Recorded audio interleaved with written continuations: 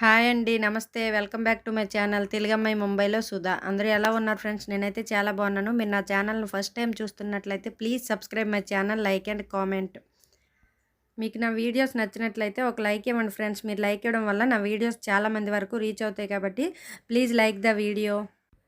నేను ఈరోజు ఎంతో టేస్టీ అయిన బేబీ కార్న్ కర్రీని తయారు చేశాను. ఇది గ్రేవీ టైప్లో ఉంటుంది. చపాతీ, రోటీ, రైస్ దేనిలోకైనా కరెక్ట్గా సెట్ అయ్యే కాంబినేషన్. మీరు కూడా నా స్టైల్లో ఒకసారి తయారు చేయండి. ఇంట్లో ఉండే వాటితోనే చాలా సింపుల్గా అండ్ టేస్టీగా తయారు చేసుకోవచ్చు. మీ అందరికీ కూడా తప్పకుండా నచ్చుతుంది.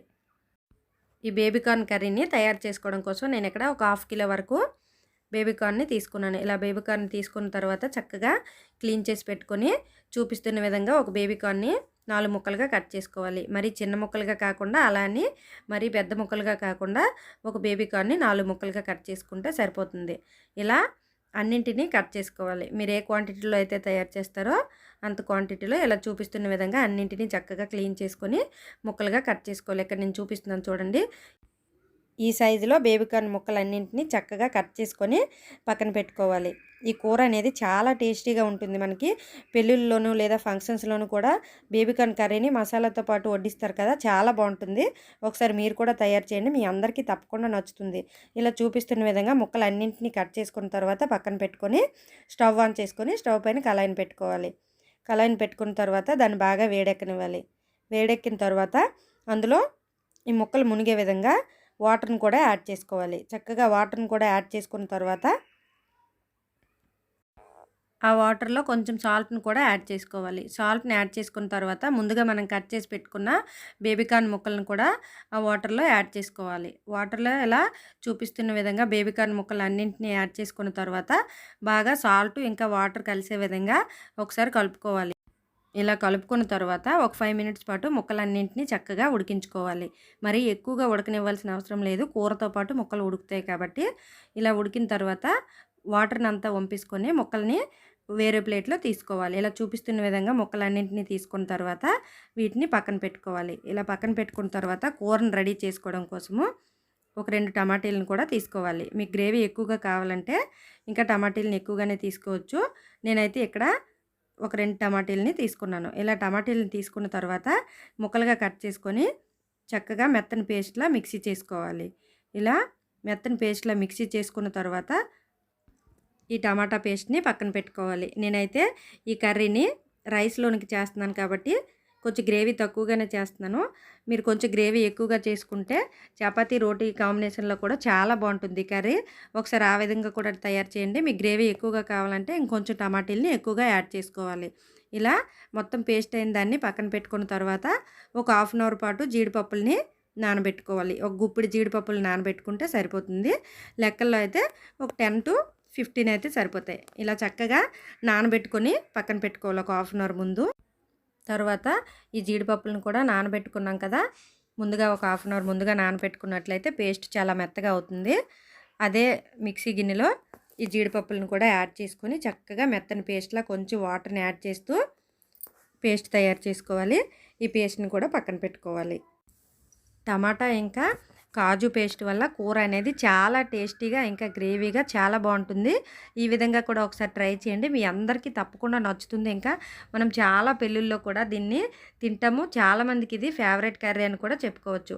ఇక్కడ చూడండి, నేను చూపిస్తున్నాను కదా, జీడిపప్పులు ఇలా నానబెట్టుకుంటే సరిపోతుంది. ఇలా అంతటిని చక్కగా పేస్ట్ చేసుకొని 2 పేస్టులను కూడా పక్కన పెట్టుకోవాలి. స్టవ్ ఆన్ చేసుకొని స్టవ్ పైన కళాయిని ఉంచుకొని అందులో కొంచెం ఆయిల్ని కూడా యాడ్ చేసుకోవాలి. అది వేడెక్కిన తర్వాత ఒక స్పూన్ జీలకర్రను కూడా యాడ్ చేసుకొని ఒక బిర్యానీ ఆకును కూడా ఆయిల్లో యాడ్ చేసుకోవాలి. తర్వాత స్టార్ ఫ్లేవర్ని కూడా యాడ్ చేసుకొని లవంగాల్ని ఇంకా చెక్క ఇలా హోల్ గరం మసాలా సామాన్లు అన్నింటిని కూడా యాడ్ చేసుకొని ఆయిల్లో కొంచెం ఫ్రై అవ్వనివ్వాలి. తర్వాత ముందుగా కట్ చేసి పెట్టుకున్న ఆనియన్స్ని చిన్న చిన్న ముక్కలుగా కట్ చేసుకొని యాడ్ చేసుకోవాలి. తర్వాత పచ్చిమిర్చిని కూడా యాడ్ చేసుకొని చక్కగా కలుపుకోవాలి. ఆ ఆనియన్స్లో కొంచెం సాల్ట్ని కూడా యాడ్ చేసుకోవాలి. సాల్ట్ని యాడ్ చేసుకోవడం వల్ల చాలా తొందరగా ఆనియన్స్ అనేవి ఫ్రై అవుతాయి. ఇలా కలుపుకున్న తర్వాత కొంచెం పసుపును కూడా యాడ్ చేసుకోవాలి. పసుపును కూడా కలుపుకున్న తర్వాత బాగా కలుపుకొని అందులో కొంచెం కొత్తిమీరని కూడా యాడ్ చేసుకోవాలి.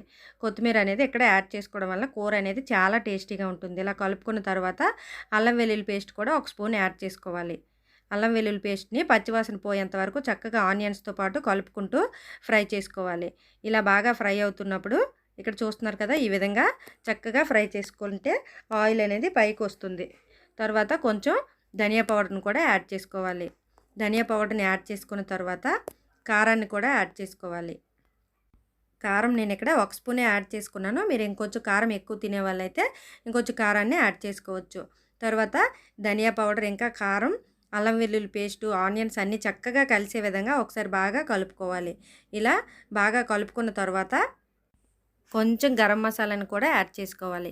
ఇక్కడ నేను గరం మసాలా అనేది చాలా కొంచెంగానే యాడ్ చేస్తున్నాను. ఎందుకంటే మనం తాలింపులో కూడా హోల్ గరం మసాలా సామాను యాడ్ చేసుకున్నాం కదా, చాలా ఘాటు ఎక్కువ అవుతుంది కాబట్టి కొంచెంగానే గరం మసాలా యాడ్ చేసుకొని ఇలా చక్కగా కలుపుకోవాలి.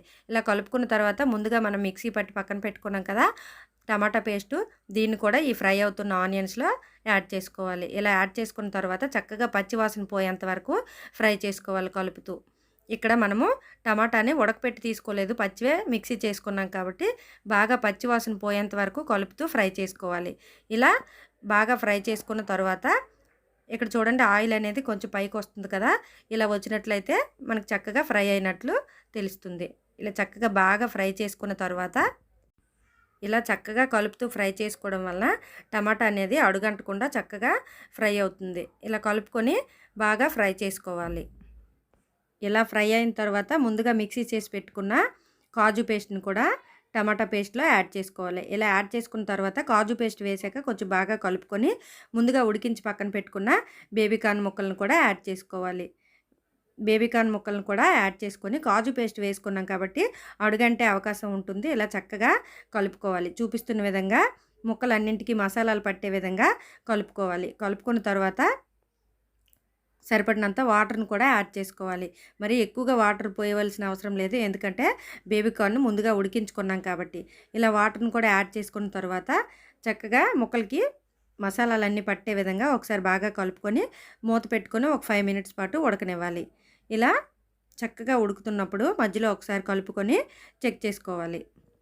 ఇలా చెక్ చేసుకోవడం వల్ల మనం కాజు పేస్ట్ యాడ్ చేసుకున్నాం కాబట్టి అడుగంటే అవకాశం ఉంటుంది.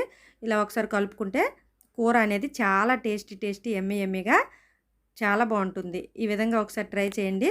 మీకు ఎంత గ్రేవీ సరిపోద్ది అనుకుంటే అంత గ్రేవీ ఉంచుకున్నట్లయితే చపాతీ, రోటీ, ఇంకా రైస్ దేనికైనా కరెక్ట్గా కాంబినేషన్ సెట్ అవుతుంది కాబట్టి క్రంచీగా చాలా బాగుంటుంది. ఒకసారి బేబీకార్న్ కర్రీని కూడా ట్రై చేయండి, మీ అందరికీ తప్పకుండా నచ్చుతుంది. ఇలా బాగా ఉడికిన తర్వాత స్టవ్ ఆఫ్ చేసుకుంటే యమ్మీ బేబీకార్న్ కర్రీ అనేది రెడీ అవుతుంది. నా స్టైల్లో మీరు కూడా తయారు చేయండి, మీ అందరికీ తప్పకుండా నచ్చుతుంది. Thank you for watching. Please subscribe my channel, like and comment.